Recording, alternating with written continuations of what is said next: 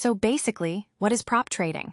You may have seen advertisements that sound almost too good to be true. Prop trading is a type of stock market trading where, instead of risking a large amount of your own money, a specialized trading firm may give you access to a much larger trading account, allowing you to trade with the firm's money without putting your own savings at risk. Some prop trading firms claim that by paying as little as $30, $50, or $100, you can gain access to a trading account worth $50,000, $100,000, or even $200,000 and trade as if you had that much money available. At first, that sounds incredible. But how does it actually work? However, there is an important detail that many advertisements do not emphasize. You usually do not receive a real $100,000 account on day one. Instead, you first pay a fee to enter a challenge. The challenge is designed to test whether you can trade profitably while following a strict set of rules. For example, you may be required to reach a profit target, trade for a minimum number of days, stay within a daily loss limit, and avoid exceeding a maximum total loss limit. If you break any of the rules, you fail the challenge.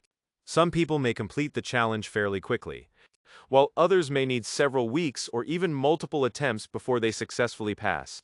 If you pass, you may become what is called a funded trader. At that point, the company may allow you to trade a funded account and share in the profits you generate. That sounds fantastic, but it also raises an important question. How many traders are actually able to generate profits day after day, month after month? This is why it is important to understand what people really mean when they say things like, "I only paid $50, and now I have access to a $100,000 account." But there is an important distinction. The $100,000 is not your money. You cannot withdraw the $100,000. You do not own the account balance. You are only entitled to a portion of the profits if you follow the rules and trade successfully. This is where many beginners misunderstand the opportunity. The advertisements often focus on the size of the account. What they do not focus on as much is how difficult it can be to consistently meet the requirements. Most beginners do not become profitable traders and often pay multiple challenge fees while attempting to qualify. As a result, many prop trading firms receive a steady stream of challenge fees from traders attempting to qualify. That does not automatically mean the firms are scams. Many funded traders do earn real payouts, but it does mean that the reality is usually more difficult than the marketing makes it appear. So, basically, you pay a challenge fee, often around $50, receive a simulated $100,000 account, and then trade while the system monitors your performance.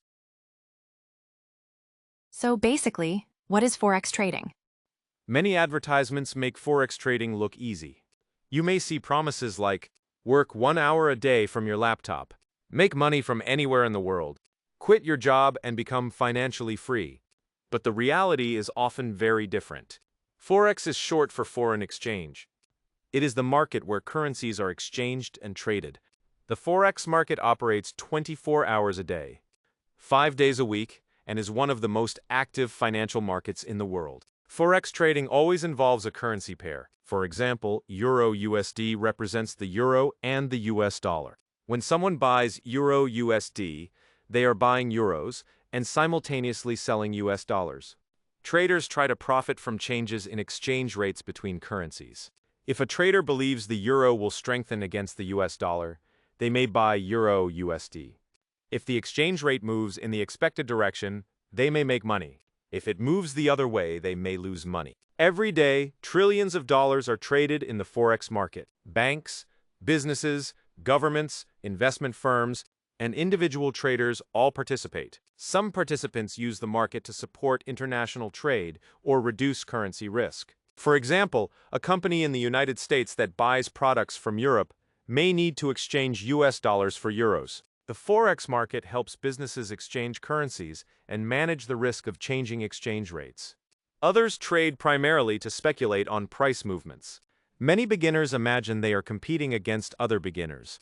In reality, they are often competing against banks, hedge funds, professional trading firms, and sophisticated computer algorithms. Many of these organizations spend millions of dollars on technology, research, and market data. Some people do make money trading Forex, but consistent success usually requires years of learning. Discipline and risk management. Many beginners lose money not because they cannot predict market movements, but because they take too much risk and run out of capital. That is why Forex trading is often much harder than social media videos make it appear. So basically, Forex trading is not for people looking for easy money.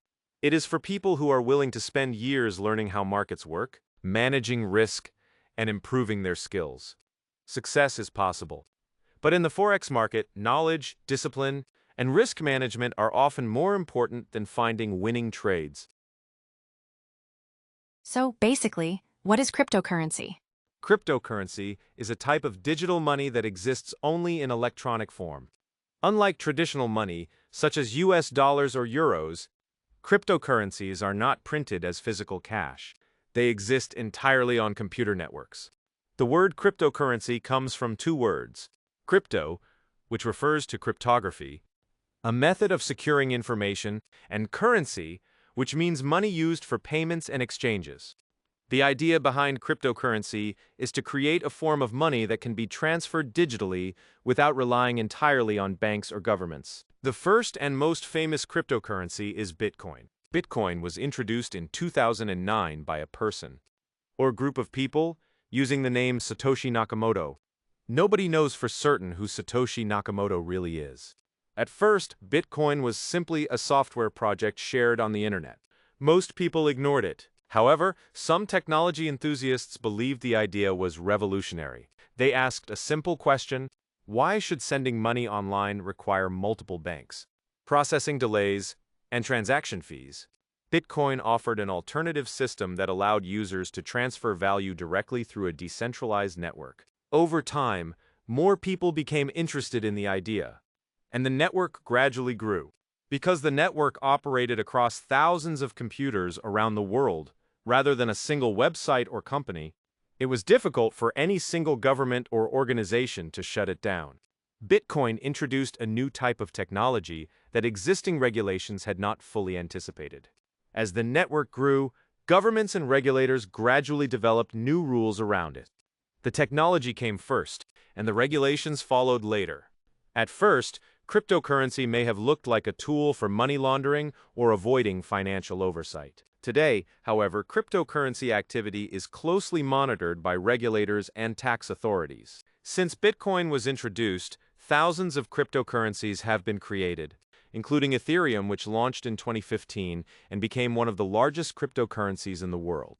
Many people invest in cryptocurrencies hoping to make a profit. But cryptocurrencies remain high-risk investments because prices can change dramatically. One technology makes cryptocurrencies possible: the blockchain. A blockchain is a digital record that stores transactions. Instead of being stored on a single computer, copies of the record are stored across many computers around the world.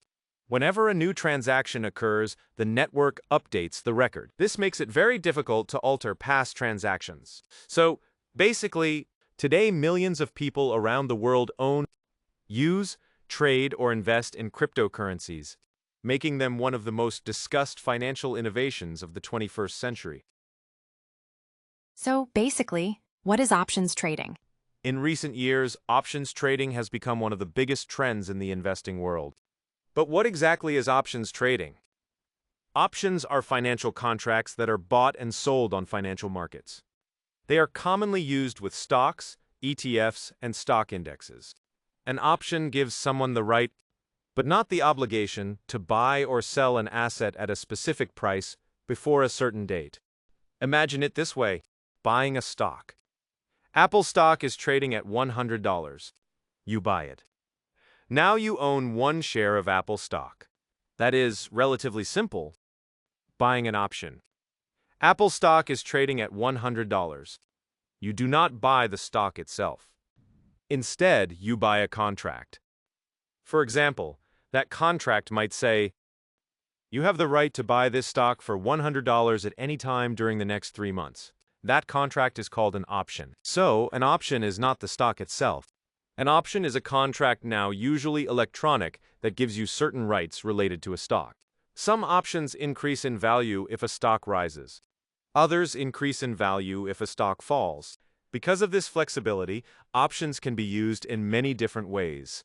Some traders use options to speculate and try to profit from short-term market movements.